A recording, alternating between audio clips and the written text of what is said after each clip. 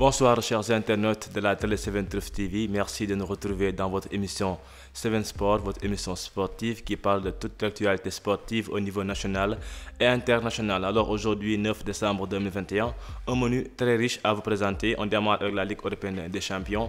On connaît maintenant les 15 des 16 qualifiés pour les huitièmes de finale de la Ligue européenne des champions. On va y revenir, on va aussi parler du football local avec des décès que le monde sportif, particulièrement le football, a connu dans cette semaine. On va aussi parler des violences notées dans les stades au Sénégal. Tout de suite, le développement.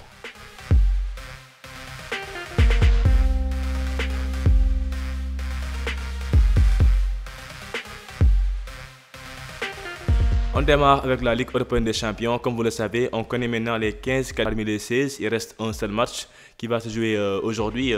La cause, c'est la neige qui a empêché la tenue du match qui opposait l'équipe de l'Atalanta Bergame face au Villarreal. En tout cas, on connaît les 15 et il y a une très grande info, c'est le Barcelone qui est éliminé. Le Barcelone de Xavi Hernandez est éliminé de la Ligue européenne des champions. C'est rare, incroyable, mais c'est vrai. Depuis la saison 2000 et 2001, le Barça n'avait pas manqué les huitièmes de finale. C'est chose faite dorénavant. Alors, c'est une grande désillusion pour les Catalans, pour l'Espagne.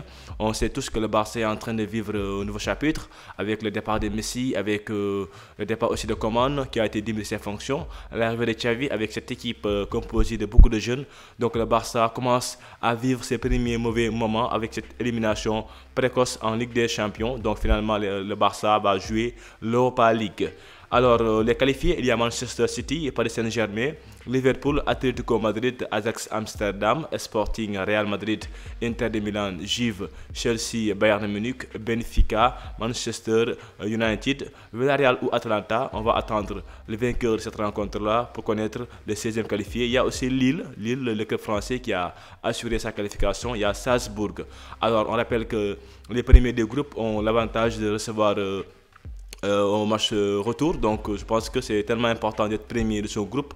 PSG qui n'a pas pu finir premier va se préparer. Forcément, il y aura peut-être un gros morceau pour les huitièmes de finale. Le tirage sera effectué le lundi. Le lundi, on saura les affiches des huitièmes de finale. Alors, on enchaîne avec l'autre point de l'émission. On va parler des décès au niveau local.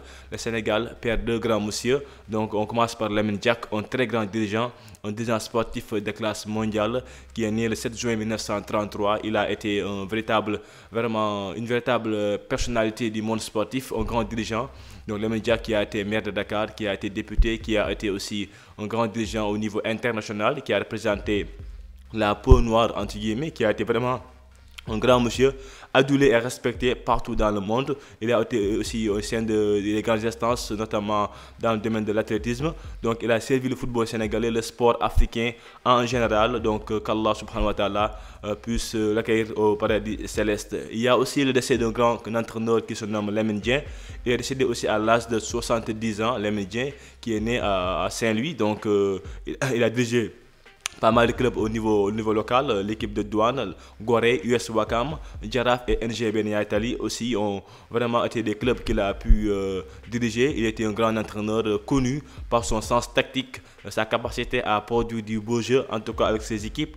Beaucoup de joueurs ont témoigné vraiment le talent, la personnalité du coach, les grandes personnalités aussi du monde sportif, notamment le président de la Fédération sénégalaise de football, Augustin Senghor aussi, ont vraiment magnifié et ont témoigné vraiment sur le défunt Lamine Dieng qui était un grand entraîneur respecté et adulé au sein du football local. Il a été aussi coach de l'équipe nationale du Sénégal.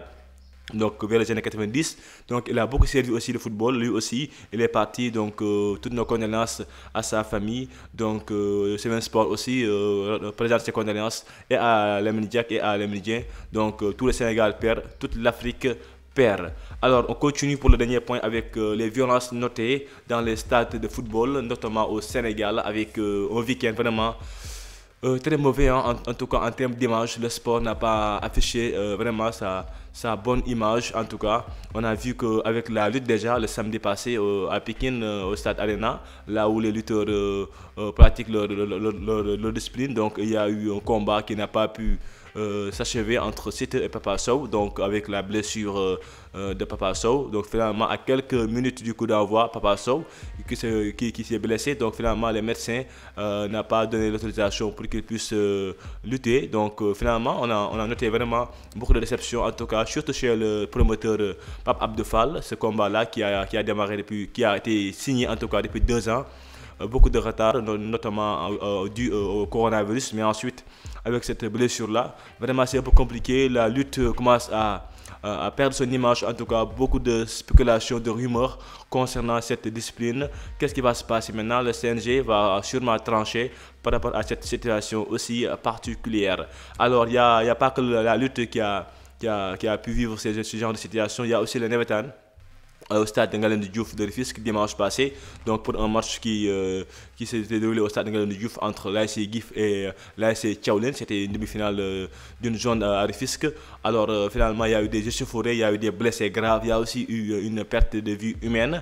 Un jeune vraiment de 12 ans qui se nomme Mbaye Ndoye qui a perdu sa vie pendant ces échauffourées-là. Vraiment une triste nouvelle, encore une fois, qui montre vraiment la mauvaise image aussi que peut représenter les Navétanes.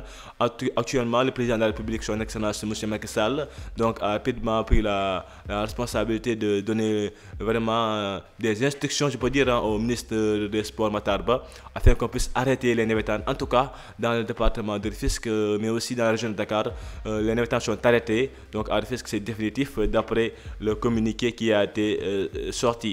Alors, on présente aussi toutes nos condoléances à la famille du jeune Mbaye Ndoye, 12 ans. Donc, vraiment, c'est déplorable, des blessés. Il y a même aussi des voisins qui ont vraiment fustigé donc, le comportement des supporters des Navétanes. En tout cas, ce sont des scènes qu'on ne veut pas voir au niveau du sport. Le football, le sport en général est fait pour unir, mais pas pour diviser. Donc, toutes nos condoléances. On est à la fin de l'émission 7 Sport de ce 9 décembre 2021. Ça a été un plaisir de partager ces moments sportifs avec vous. Au micro, votre ami Mohamedou Fodé Gassama, à la technique Timmy, le maestro. Rendez-vous la semaine prochaine pour un autre numéro.